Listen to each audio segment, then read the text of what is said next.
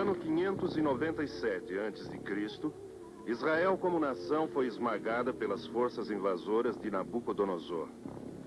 Jerusalém e o Templo de Salomão viraram entulho e memórias. Sangue judeu encharcou o solo como chuva de primavera.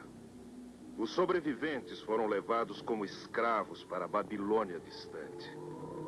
Canaã estava perdida. A esperança se fora. A glória de Israel era cinza. Seus ossos espalhados como homens mortos. Ezequiel era o profeta de Deus durante aqueles dias amargos de cativeiro. E ele implorava um sinal que pudesse partilhar com seu povo. Uma promessa para o futuro de Israel que pudessem levar em seus corações. O Senhor respondeu a Ezequiel com uma visão. Foi registrada no Antigo Testamento há 2500 anos. Hoje ela comove a você e a mim. O poder do Senhor estava sobre mim, e eu fui levado pelo Espírito do Senhor a um vale cheio de ossos velhos e secos que foram espalhados por toda a parte da terra.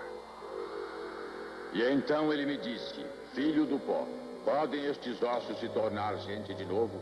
Respondi: Senhor, só tu sabes. Então ele me ordenou que falasse aos ossos e dissesse: ó ossos secos, ouçam as palavras de Deus, porque o Senhor Deus diz: eu vou fazer vocês viverem e respirarem de novo. Restaurarei carne e músculos em vocês e os cobrirei com pele. Porei o Espírito em vocês e vocês viverão e saberão que eu sou o Senhor.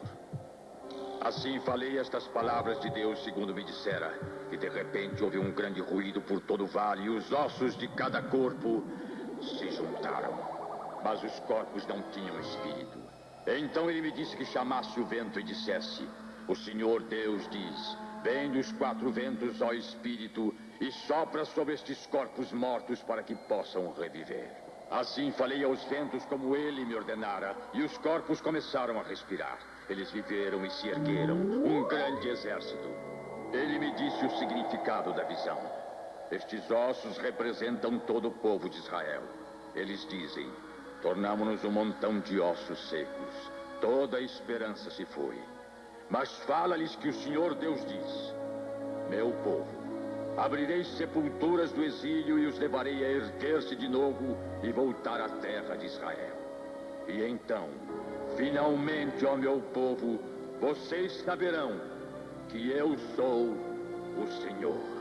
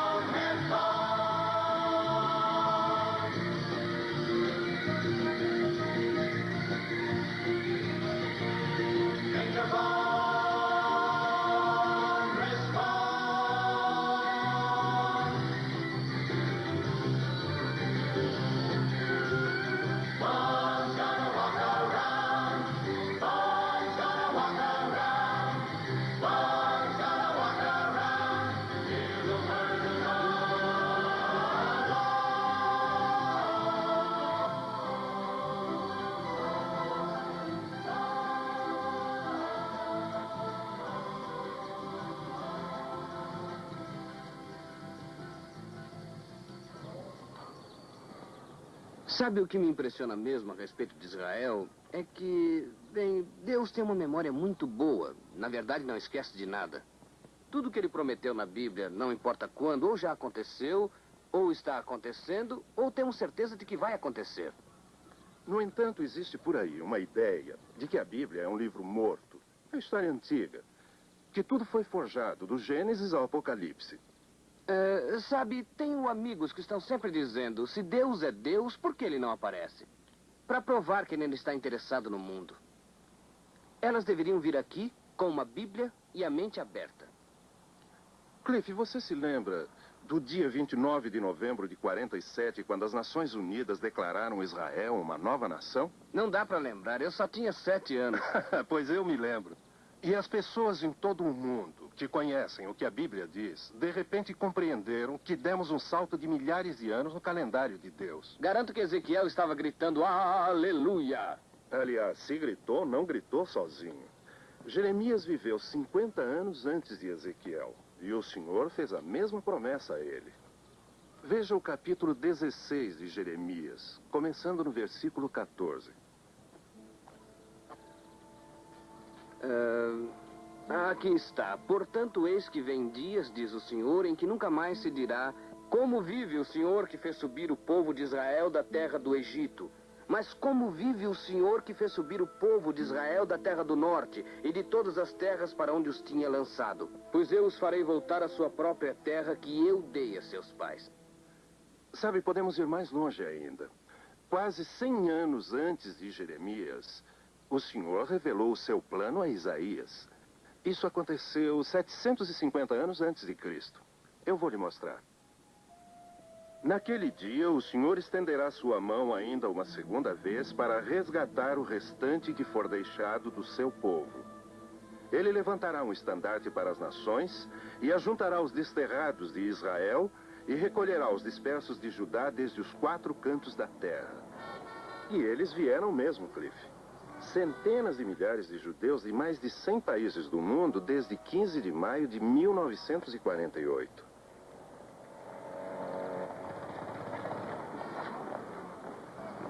Nunca antes na história, qualquer nação foi restaurada à sua pátria original usando sua língua original depois de quase 20 séculos de separação. Há menos de 100 anos, nenhuma pessoa no mundo falava o hebraico bíblico como sua língua materna. Peritos em linguística diziam que isso não aconteceria. Ninguém tinha conseguido ainda reviver uma língua antiga. Hoje, se o profeta Sofonias andasse pelas ruas de Tel Aviv, ele poderia sentar-se nesse café e pedir um almoço sem se atrapalhar. Ele talvez tivesse dificuldade com esse gefilte fish, mas ele se recuperaria, e sem maiores dificuldades, porque o Senhor disse-lhe que isso aconteceria há mais de 2.500 anos.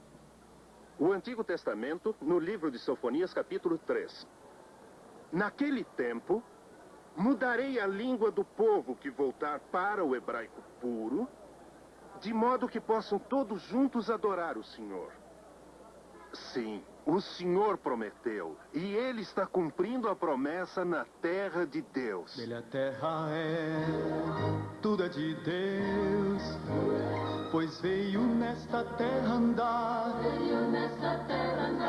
passo a passo caminhar, e seu povo abençoar. Linda terra tudo Ele fez, as flores, campos a brotar, paraíso a se tornar, ao mundo vai mostrar que é terra de Deus.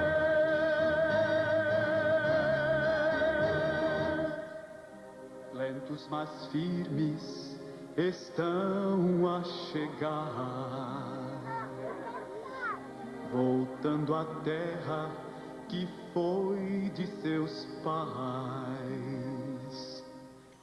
Israel e nada mais, Israel seu lar.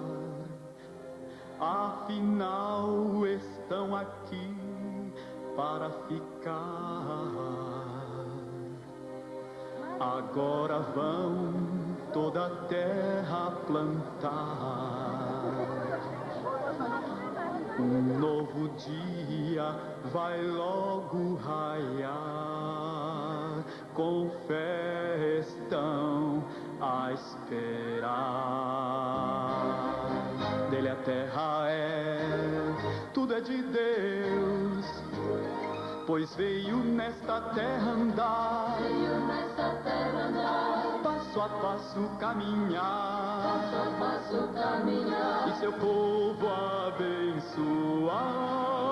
Linda terra tudo ele fez, as flores, campos a brotar,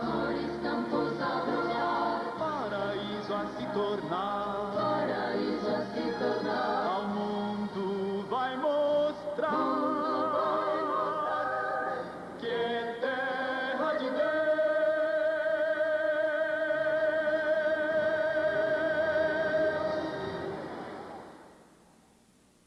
Veja, os milagres acontecem com as pessoas. É isso que os torna realmente milagres.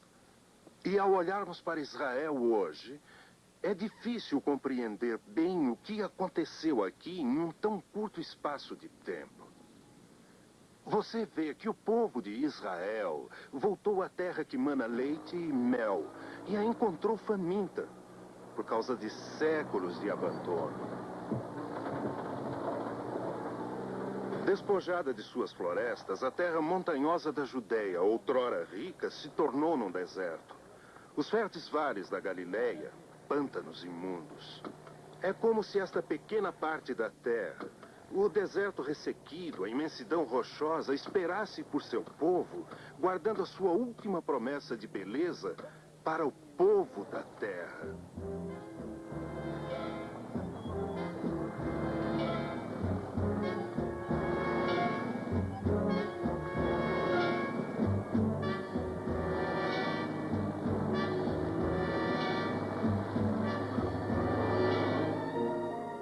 Desde 1949, 100 milhões de árvores foram plantadas para enriquecer a terra.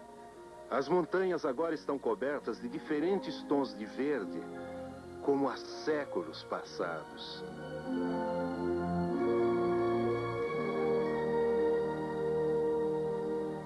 Israel se tornou um dos 6 países do mundo que produzem alimento suficiente para sua própria população. Quase não existe uma fruta ou uma verdura que não se possa achar crescendo neste minúsculo país. Parece impossível fazer-se uma declaração destas, mas este milagre de restauração é o resultado de uma tremenda luta, de provações e de conflitos. Conservar cada gota d'água foi apenas um dos problemas gigantescos que Israel enfrentou no princípio. Este era o Vale de Ulé em 1948, um pântano maciço infestado de malária num misto de lago e de brejo. Por séculos, água preciosa, alimentando as fontes do Jordão, havia sido desperdiçada aqui, criando um deserto subtropical. Foram necessários 7 anos de trabalho persistente para reorientar a água e tornar toda aquela lama preta em 10.000 alqueires de terra para plantio. Daqui a pouco você vai ver como é hoje o Vale de Ulé. Talvez você tivesse de ser judeu para poder compreender que o trabalho é um modo de orar quando você está em casa. Dê uma olhada ao redor e veja outra das profecias de Ezequiel cumprida. Esta terra que está desolada será lavrada e eles dirão: esta terra outrora desolada ficou como um jardim do Éden. E férteis vales banhados de sol, carpetes verdes forrando o chão, ceifas enormes produzem pão, brotam da terra, oh que visão! É Israel prometida por Deus, é o milagre para os filhos seus. Na Bíblia o profeta contou. Cristo. Ele a terra é, tudo é de Deus, pois veio nesta terra andar, passo a passo caminhar, seu povo abençoar. Linda terra é, tudo ele fez, as flores, campos a brotar, paraíso a se tornar, ao mundo vai mostrar que é terra de Deus.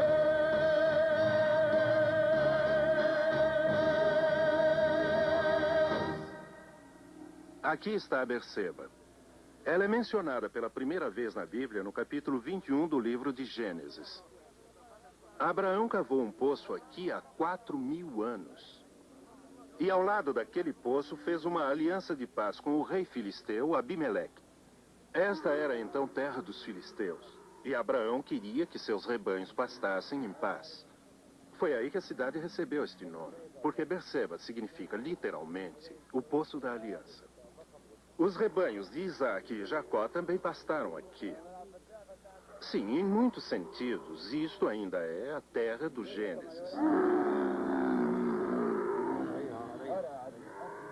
Um dia, em Sete, nômades beduínos se dirigem a Berseba para o mercado de camelos. Movendo-se com a graça natural da realeza, com suas feições acentuadas, queimadas pelo sol ardente do deserto. Eles, na verdade, parecem indiferentes ao fato de se haverem tornado uma das atrações turísticas de Israel. Pechinchar é um ritual entre esses orgulhosos filhos do deserto.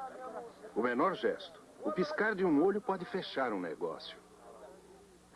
De algum modo, o lamentar constante dos camelos, o barulho peculiar do mercado, as túnicas esvoaçantes, as mulheres de véu, tudo isso parece uma conspiração para derrotar o tempo, levando-nos de volta aos dias dos patriarcas, quando Abraão armava suas tendas aqui e era favorecido por Deus. Mas você pode sempre contar com um camelo para sacudi-lo de volta ao presente.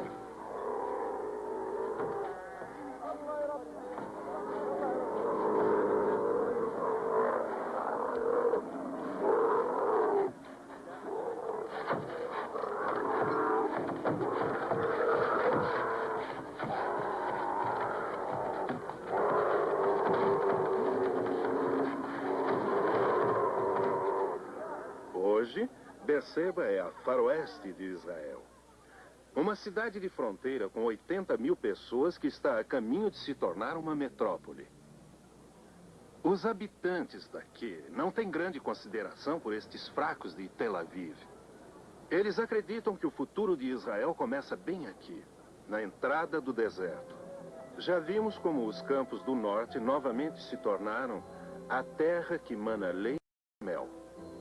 A parte sul de Israel começa aqui em Berseba, um inferno de areia e sol estendendo-se até as praias do Mar Vermelho. Abraão ainda se sentiria à vontade aqui.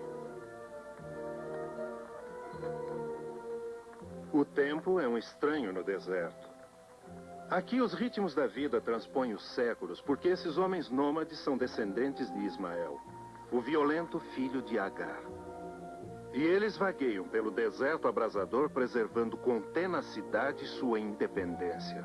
Trabalham nestas terras pastoris por séculos e não veem razão para abandoná-las agora só porque Israel tomou posse delas. Pare junto a qualquer poço no Negev e você verá beduínos. Eles vêm diariamente para dar água a seus rebanhos e comentar os últimos boatos. Naturalmente, em vez de tirar a água, o mais provável é que ela jorre de um cano. E hoje eles lidam com barris cheios em vez de cântaros de barro. Mas foi apenas isso que mudou em milhares de anos. Como seus antepassados, eles vivem em estreita aliança com o deserto, sempre em busca de pastos para os seus rebanhos. Os próprios animais, porém, servem de alimento e abrigo. Tendas feitas de pelos e cabra pontilham o deserto ao redor de Berseba. E quando o sol surge no horizonte, elas se tornam silhuetas trêmulas contrastando com aquela paisagem.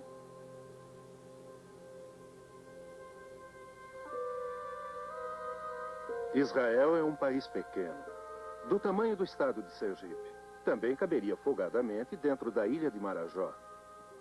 50% da terra é deserto árido. E quando um país é assim tão pequeno, simplesmente não pode abrir mão de metade de nada. Mesmo que tudo seja areia e pedra, 70 milímetros de chuva representam um bom ano. Num país construído sobre impossibilidades, a recuperação do deserto tornou-se um dos principais objetivos de Israel. Tudo depende de água e os israelitas estão trazendo essa água do Mar da Galileia a 150 quilômetros ao norte. Um encanamento gigantesco se espalha agora pelo deserto. Foram necessários 4 anos de cuidadosa engenharia, persistência, tenacidade, suor e mais de 100 milhões de dólares para trazer água à escaldante areia do Negueb. Se Israel não desperdiçasse uma gota do seu limitado suprimento de água, ainda assim só seria capaz de irrigar metade da terra de que dispõe. Mas é preciso começar, dar início.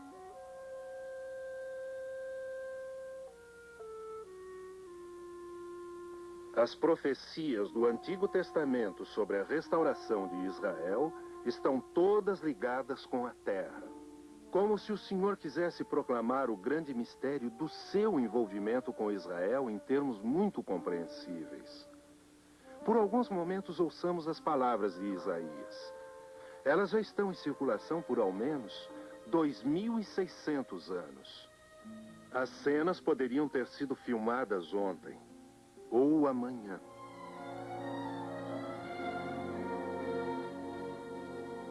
Ó Israel, você é meu escolhido.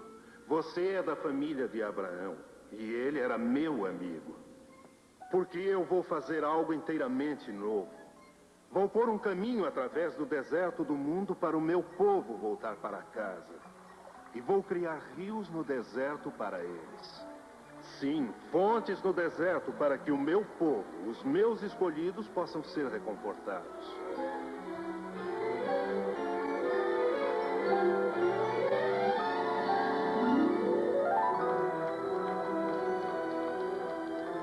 Abrirei rios nos altos desnudos para eles. Eu lhes darei fontes de água nos vales.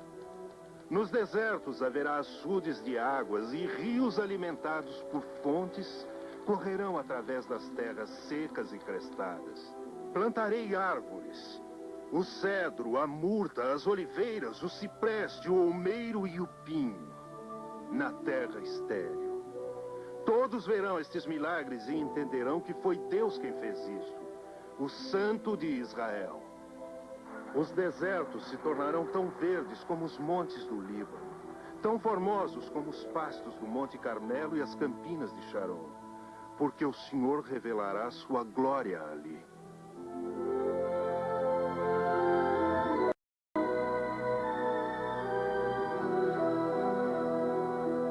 Mesmo o deserto e o ermo se regozijarão naqueles dias.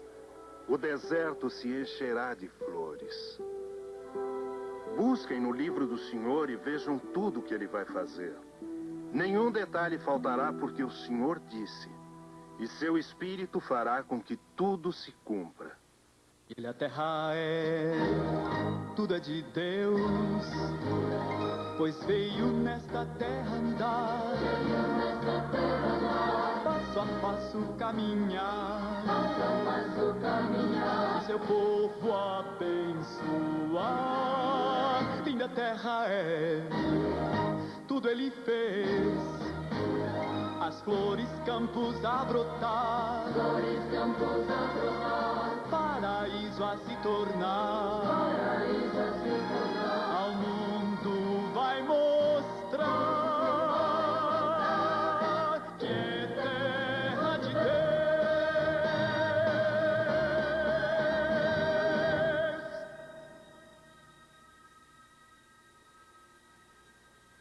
O salmista cantou no Antigo Testamento.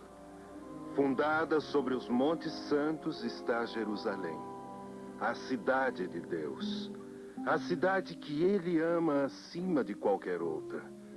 Ó cidade de Deus, gloriosas coisas se dizem de ti.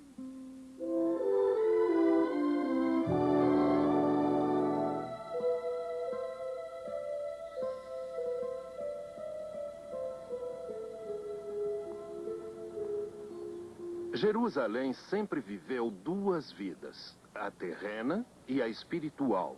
E elas têm caminhado juntas por milhares de anos. Nenhuma cidade do mundo pode se igualar à história de Jerusalém quanto a sangue e fogo. Os exércitos do mundo têm vociferado contra seus muros. Jerusalém foi muitas vezes queimada, muitas vezes destruída. E, no entanto, a cidade sempre renasceu. Os rios são fonte de vida para algumas cidades, ou talvez elas tenham alguma outra vantagem geográfica. Mas do ponto de vista humano, aqui nesta remota montanha, Jerusalém tem tido 1000 razões para morrer. Naquelas horas escuras em que parecia que era exatamente isso que havia de acontecer a ela, sua vida espiritual sempre vencia mantendo uma chama de vida. Não, ninguém pode explicar esta cidade à parte de Deus. E a razão você encontra no 14º capítulo do primeiro livro de Reis, onde Deus diz: Jerusalém, a cidade que escolhi para ali colocar o meu nome. No tempo de Cristo, esta era provavelmente a mais linda cidade do mundo. Os rabinos costumavam dizer: o homem que respirar o ar de Jerusalém será mais sábio que os demais.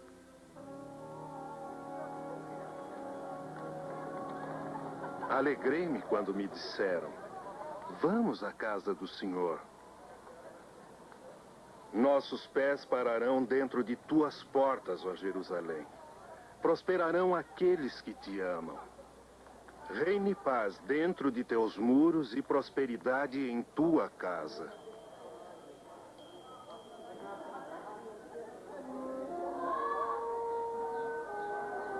A gente sente alguma coisa.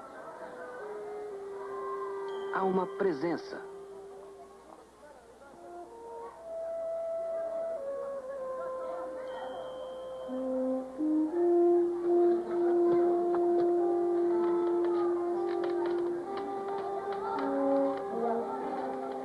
As pedras parecem irradiá-la. A presença dele está no ar. Jerusalém tem sido sempre uma promessa da aliança de Deus de que ele ainda não abandonou o homem. Se eu me esquecer de ti, ó Jerusalém, que se resseque a minha mão direita. Que a minha língua se apegue ao céu de minha boca se eu não me lembrar de ti. Se eu não colocar Jerusalém acima do meu alvo mais elevado. É como a gente percorrer a casa de alguém quando a pessoa está ausente. Você sabe que foi convidado, mas acontece que o hospedeiro não está. É como se houvesse na casa mais do que você pode ver.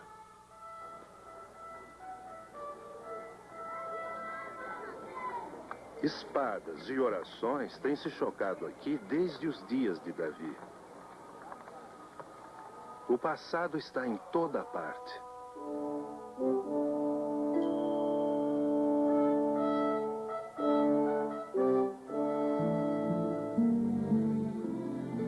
E, entretanto, você sente que o futuro está sempre ali, simplesmente esperando o momento de entrar em ação.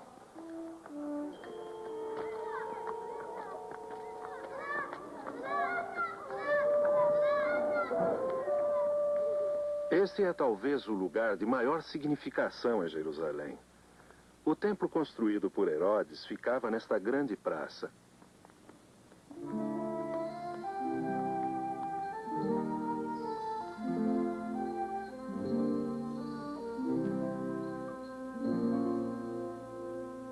Lembre-se que quando Nosso Senhor esteve aqui, ele exclamou neste exato lugar: eu sou a luz do mundo. Aquele que me segue não andará em trevas, mas terá a luz da vida. E o seu convite a um mundo sedento é tão imperativo em nossos dias como era quando ele, nesta área do templo, convidou os adoradores interessados naquele dia. Se alguém tem sede, venha a mim e beba. Aquele que crê em mim, eu lhe darei rios de água viva. Não foi por aqui em algum lugar que a mulher acusada de adultério foi arrastada diante de Jesus? Isso mesmo, aconteceu aqui na área do templo. E isso nos faz lembrar da missão de Cristo ao mundo. Que ele veio salvar pecadores e não condená-los. Sabe, para mim esta é a parte menos confusa de toda a cidade. Porque não foi reconstruída diversas vezes. Quero dizer que este lugar permanece o mesmo desde os dias de Cristo. Herodes começou a construir o templo 20 anos antes de Cristo nascer. E cada vez que Jesus vinha aqui, ele deve ter visto os trabalhadores aumentando a sua glória. O fato é que Maria e José trouxeram Jesus aqui pela primeira vez quando ele era bebê e depois aos 12 anos. Deve ter sido por aqui que ele expulsou os vendilhões do templo.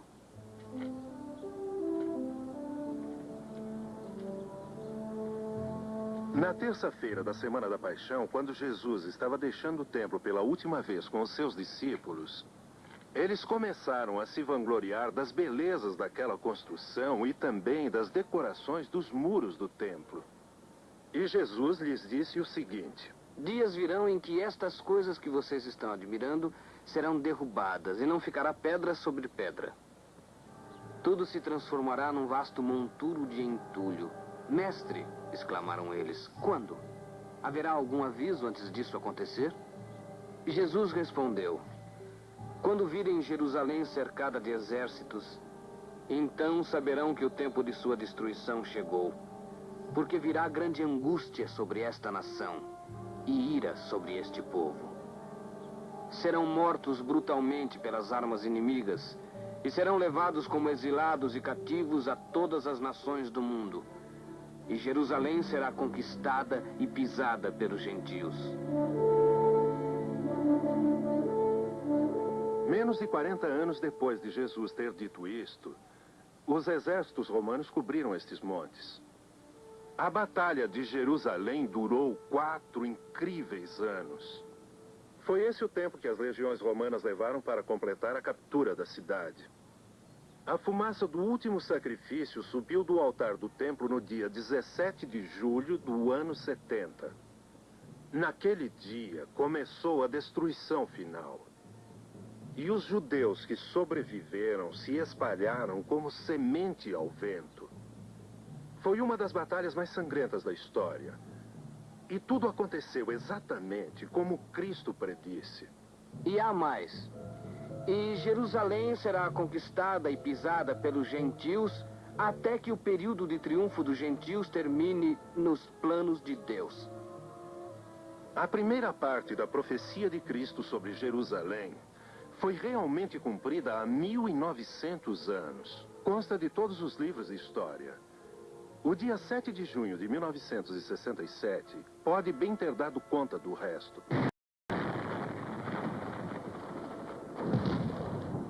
Durante aqueles primeiros 19 anos do seu renascimento, Israel ficou separado do coração da sua fé por uma barreira de arame farpado e balas. A Jerusalém antiga, a cidade dos profetas, não podia ser alcançada, não podia ser conhecida. Quando seus inimigos avançaram contra eles num ato declarado de guerra, os judeus buscaram seu destino na cidade de Davi. Quando os romanos destruíram esta cidade no ano 70, eles deixaram uma parte do muro do templo erguida como monumento à sua grande vitória. Os jovens que lutaram por Jerusalém naquela manhã nunca tinham visto aquelas pedras antigas. Por 19 anos, a nenhum judeu era permitido sequer contemplar sua majestade. Agora, o muro estava no pensamento de todos e eles correram para achá-lo.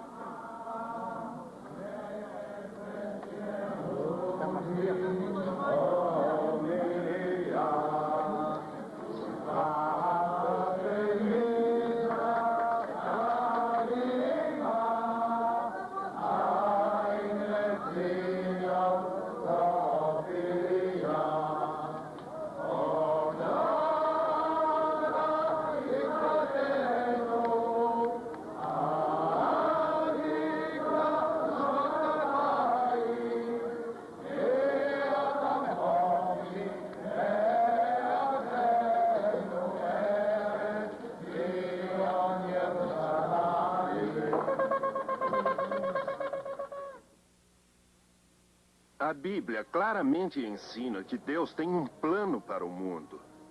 E que o Oriente Médio é o relógio de Deus para este plano. Jerusalém retomada depois de quase 2000 anos poderia bem significar que nos aproximamos do final de um período no calendário de Deus. E que o mundo deu um passo à frente na direção do encerramento desta era. Quando Cristo predisse a destruição desta cidade pelas armas de Roma, ele também indicou que a dominação do mundo pelos gentios terminaria um dia e que essa mudança nos assuntos mundiais começaria aqui, em Jerusalém. Disso temos certeza. À exceção de um período de tempo muito breve, Jerusalém não tem estado completamente sob o domínio judeu desde a conquista de Nabucodonosor. E isso nos leva de volta aos dias de Ezequiel, há 2500 anos. E hoje, estas pedras pelas quais Cristo sem dúvida passou muitas vezes, novamente ecoam louvor a Deus na véspera de sábado, como faziam quando ele adorou aqui, em Jerusalém.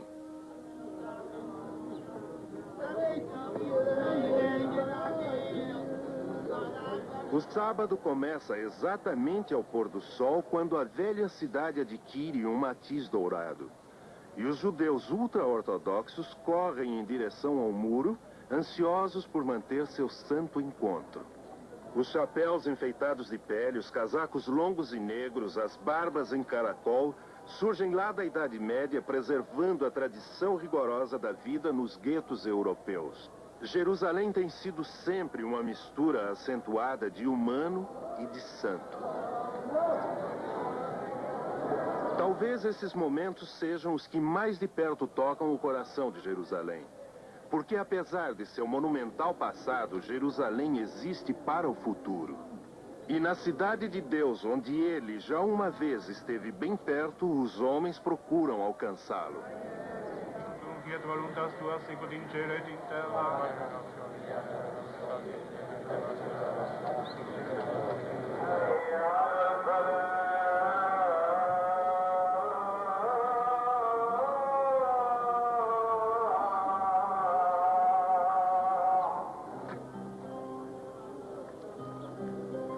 O profeta Isaías disse: rompei em júbilo, ó ruínas de Jerusalém, porque o Senhor consolou o seu povo.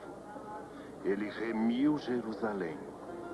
O Senhor desnudou o seu santo braço à vista de todas as nações. E todos os confins da terra verão a salvação do nosso Deus.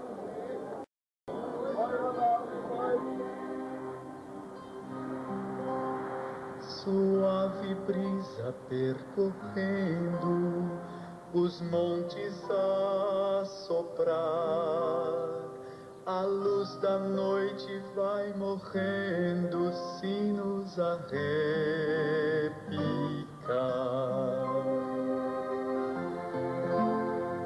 Tantas canções, tantas histórias nos fazem recordar as velhas pedras, a cidade faz corações cantar. Jerusalém, Jerusalém, sempre existiu e existirá. Meu coração alegre canta. Jerusalém, Jerusalém, Jerusalém, preciosa permanecerá. Meu coração alegre canta.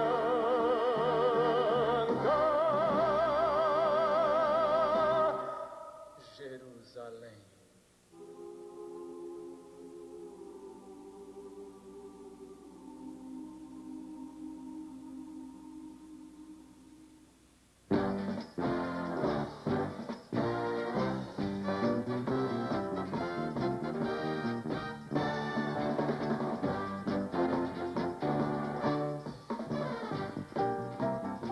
Sábados ao pôr do sol. O sábado oficialmente termina e no sábado à noite todo o país volta ao burburinho.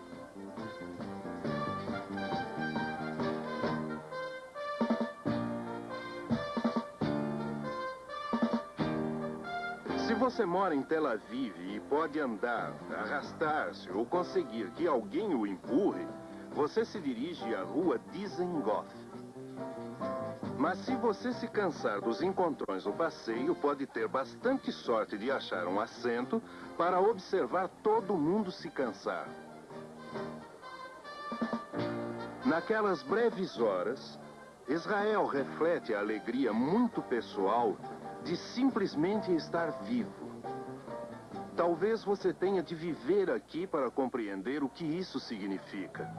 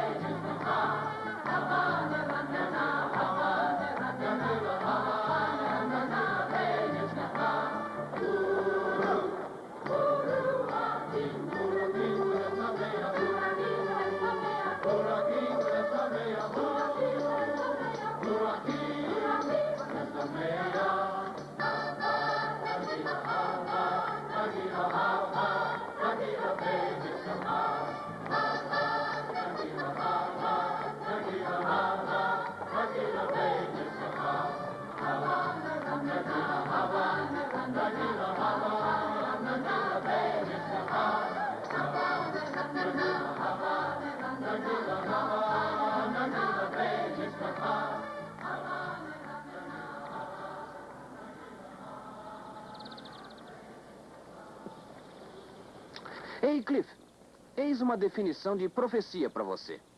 É história que foi escrita bem antes de acontecer. Isso é bonito. E realmente se aplica. Porque, como Ezequiel profetizou que Israel voltaria a esta terra, assim Miqueias pronunciou exatamente onde Cristo iria nascer. Mas de ti, ó Belém, me sairá o que há de reinar em Israel, cujas origens são desde os tempos antigos. Sabe, eu fico realmente maravilhado que Miqueias soubesse tudo isso 700 anos antes de os pastores virem procurá-lo. Ou que os magos seguissem a estrela. Bem, Isaías viveu quase ao mesmo tempo de Miqueias e ele profetizou o nome do Messias, seus ascendentes familiares, seu nascimento virginal, onde ele iria viver, o ministério aqui na terra e como ele iria morrer. De fato, Cliff, cada evento importante da vida de Jesus foi claramente predito pelos profetas de Israel. Você sabe que Belém literalmente quer dizer a casa do pão. E é realmente apropriado que Jesus, o pão da vida para todo o mundo, tivesse nascido aqui. É verdade que a maior parte das pessoas de Belém é árabe cristã? Quase todos frequentam uma das muitas igrejas da cidade. Jesus acentuou frequentemente o fato de que Deus não reconhece as barreiras que os homens levantam. Ele olha direto para o coração. Isso quer dizer que Deus realmente tem um plano para o mundo árabe como tem para Israel. No livro do Gênesis, Deus disse ao pai e à mãe das nações árabes que ele os faria uma grande nação. E o profeta Isaías nos dá ainda maiores detalhes. Naquele dia, Israel será o terceiro com os egípcios e os assírios, uma bênção no meio da terra, porque o Senhor os abençoará dizendo: bendito seja o Egito, meu povo, e a Assíria, obra de minhas mãos, e Israel, minha herança. Olha, parece que temos visita. Como vão? Marahaba, vocês gostariam de um doce? Qual é o seu nome, amiguinho? Hein? Diga, aqui está um doce para você. Venham cá, meninas, vamos. Doce para todos vocês. Só um minutinho. Há muito tempo atrás, estrelas muito além, e o mar brilhava mais, dirigia sua luz para a vila indicar onde o nenê Jesus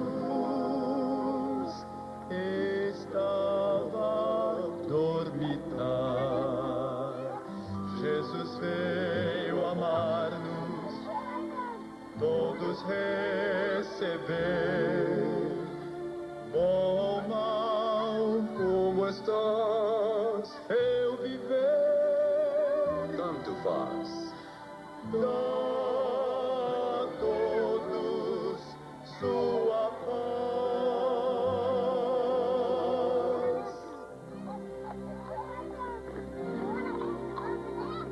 É noite em Belém, estrelas a brilhar, crianças a brincar, guardadas pelo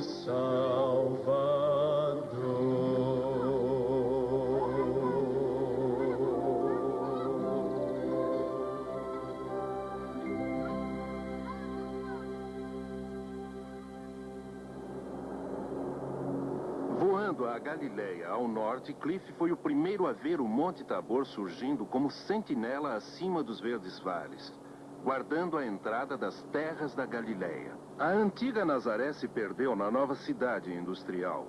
Mas desta altura você tem ainda mais consciência das redondezas do lugar em que Jesus deve ter brincado quando menino e abandonado quando adulto ao dar suas costas a Nazaré. Pense em Jesus percorrendo a pé esta mesma distância que nós estamos agora sobrevoando a 160 km por hora. Bem, fisicamente ele deve ter sido um homem robusto. Simplesmente não há palavras para aquela primeira vista do Mar da Galileia. Boa parte do Novo Testamento foi vivida ao longo de suas margens. Cidades movimentadas que outrora existiam junto ao mar ruíram com os séculos. Mas a verdade que Jesus ensinou aqui ainda é boas novas para um mundo que agora alcança a lua. A noite desce como um manto sobre a Galileia, e as canções israelenses se ouvem através do silêncio do lago.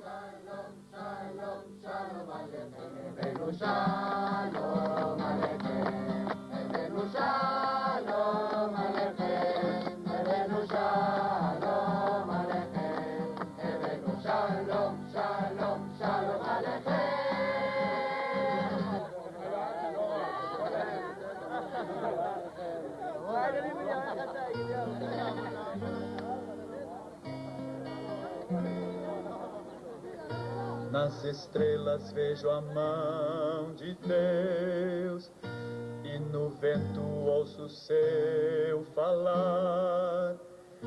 Deus domina sobre terra e mar, o que Ele é pra mim. Eu sei o sentido do Natal, pois na história tem o seu lugar. Cristo veio para nos salvar, o que Ele é pra mim. Desde um dia seu amor senti, sua imensa graça recebi. Descobri então que Deus não vive longe lá no céu, sem se importar comigo, mas agora ao meu lado está. Cada dia sinto seu cuidar, ajudando-me a caminhar. Tudo Ele é pra mim.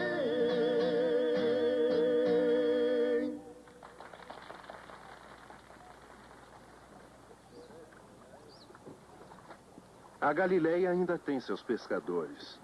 Ao alvorecer, eles convergem para o pequeno porto de Tiberíades depois de uma longa noite de trabalho no mar. Oferecendo sua pescaria nas docas, esperam um bom preço dos mercadores locais. Esses bronzeados filhos do mar são rudes, troncudos, violentos, intensamente humanos. Ainda não aquilo que santos deveriam ser, mas eles o eram. É isso que torna a Bíblia tão real, se simplesmente lêssemos nas entrelinhas. Meus pensamentos se voltaram para alguns outros jovens que tinham pescado nestas águas a noite toda sem pegar nada. Pescadores por ofício, Eles eram tão rudes como estes. Eles tinham voltado da Galileia depois da ressurreição de Jesus. Foi de Pedro a ideia de sair com o barco. O trabalho ajuda as pessoas a meditar nas coisas, e eles tinham muito em que pensar. Assim é que ali no lago eles lidavam com suas redes e elas subiam vazias. E então nos conta João. Quando a aurora trazia os primeiros raios de sol, um homem na praia perguntou: "Pegaram alguma coisa?" "Não", respondemos. Então ele disse: "Lancem a rede do lado direito do barco e apanharão em abundância." Assim fizemos e não pudemos puxar a rede por causa do peso dos peixes, de tantos que havia. Então eu disse a Pedro: "É o Senhor." Com isso, Simão Pedro pulou na água e nadou para a terra. Nós outros ficamos no barco e arrastamos uma rede cheia para a praia a 100 metros de distância.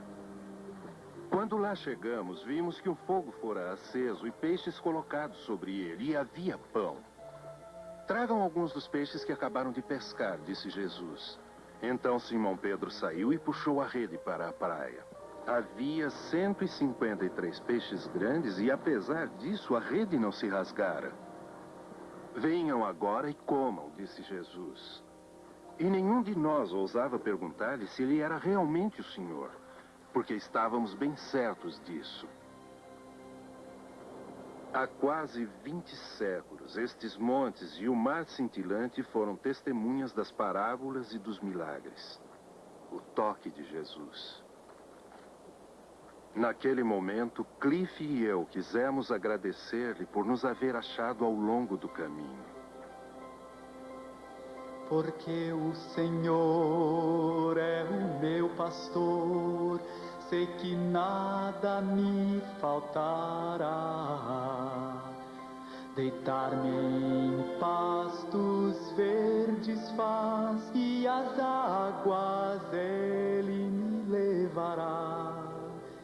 Da minha vida vai cuidar e ajuda-me, pois cada dia honrá-lo irei.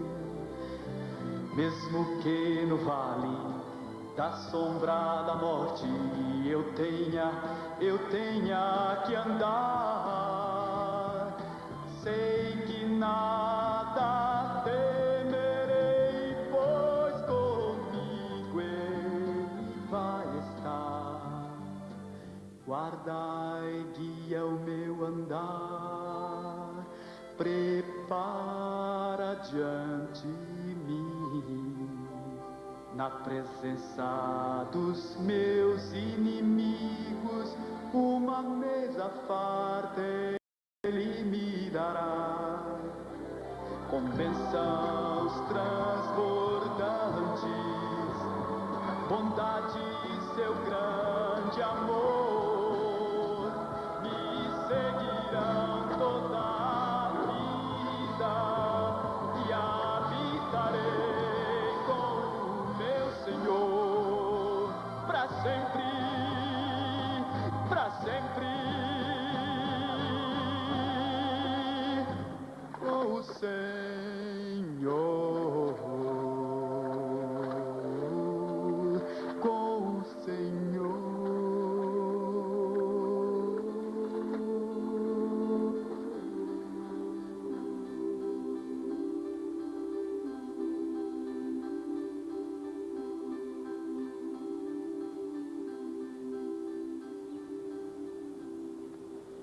Sabe, Cliff, uma visita a Israel não seria completa sem subir ao Monte das Oliveiras. Muito da Bíblia aconteceu bem aqui, nesta montanha. E muito mais vai acontecer. Quer dizer, quando Jesus voltar. Aí então é que Deus realmente vai transformar o mundo. Ele já começou a fazer alusões a isso lá no Antigo Testamento. Parece que todos os profetas tinham algo a dizer. Zacarias disse o seguinte: naquele dia estarão os seus pés sobre o Monte das Oliveiras, que está de frente de Jerusalém para o Oriente. Zacarias escreveu tudo isso 550 anos antes de Cristo ter nascido. Isto torna este monte mais estratégico que qualquer centro espacial em qualquer lugar. Quando ele vai voltar ainda é um mistério de Deus. Mas o fato de que ele vai voltar está escrito com clareza. Não são mais alusões quando você chega ao Novo Testamento. É especificamente mencionada mais de 300 vezes. Eu gosto do modo como Jesus falou na noite em que teve a última refeição com os discípulos, quando partilharam o pão e o vinho. Judas tinha saído e os outros deviam estar perturbados, porque Jesus olhou ao redor e disse: que os corações de vocês não se aflijam. Vocês confiam em Deus, agora confiem em mim. Existem muitas moradas lá onde meu pai mora, e eu vou prepará-las então para a chegada de vocês.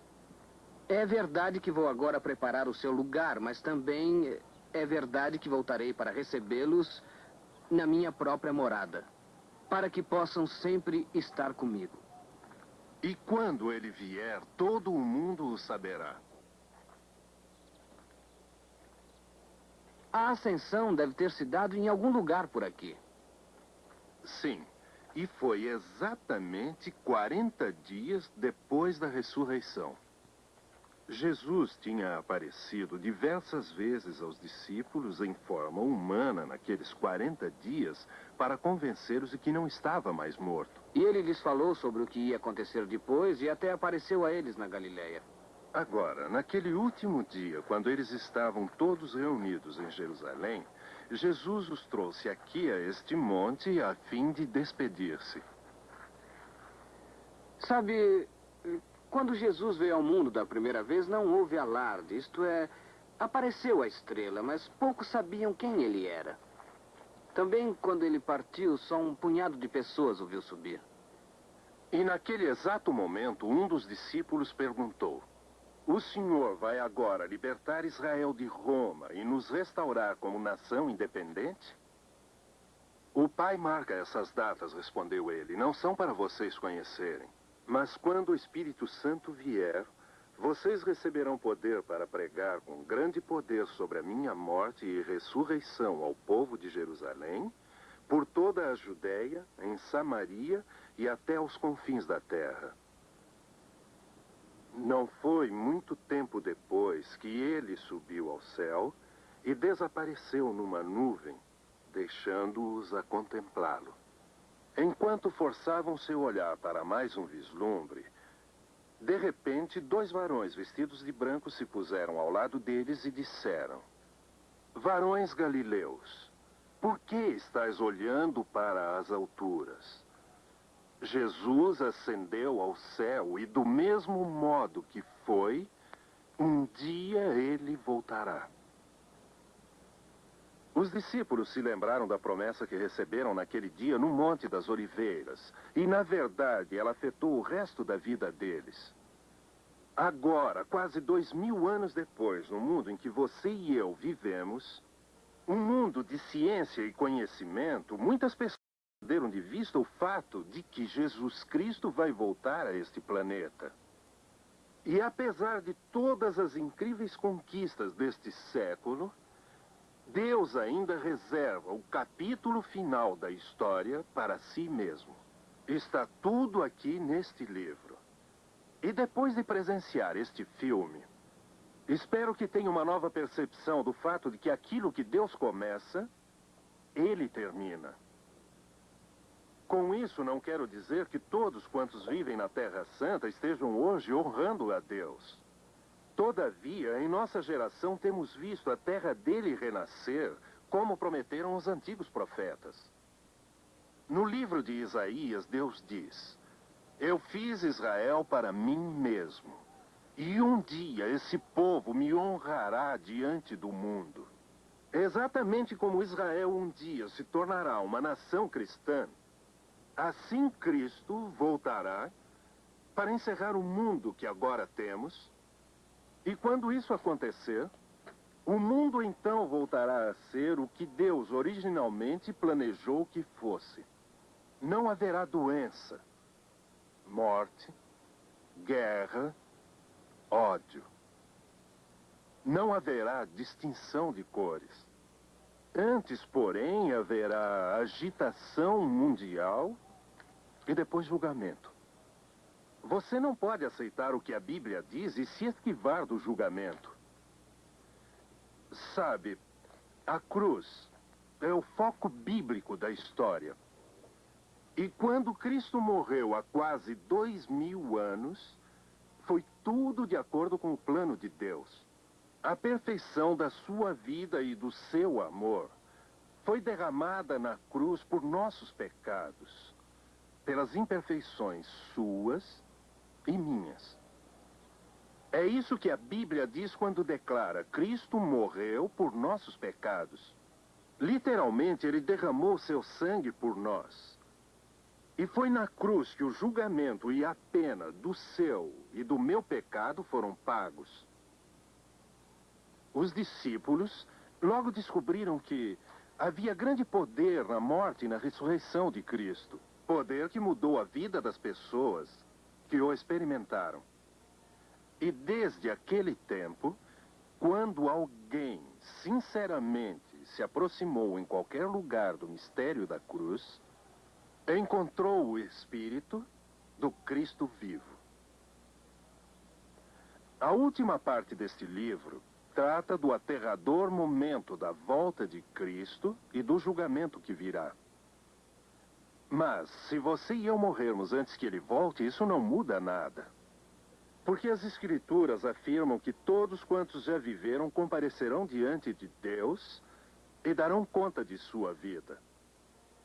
Para os que não têm Cristo, que nunca o receberam como Salvador pessoal, isso significará separação eterna de Deus.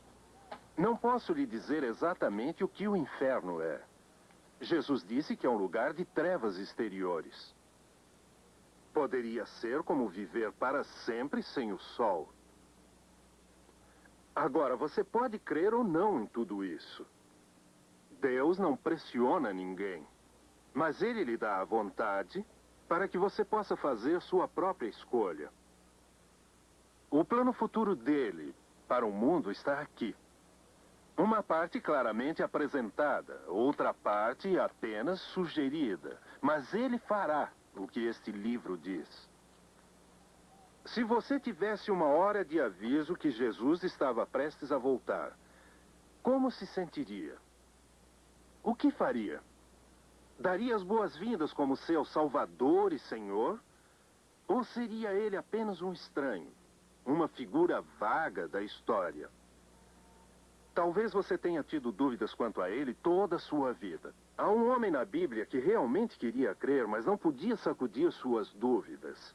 E olhou bem nos olhos de Jesus e disse: ajuda-me na minha incredulidade. Deus está pronto a ajudar os que são sinceros assim. Talvez você já esteja caminhando com Cristo. A sua vida é o que Ele quer que seja? O que você sabe que deve ser um crente? Quando Jesus andar de novo no Monte das Oliveiras, não haverá lugar na terra ou debaixo da terra para se esconder da sua glória. Quando ele vier, todo o mundo saberá. Aleluia, aleluia, aleluia, aleluia, aleluia, aleluia, aleluia.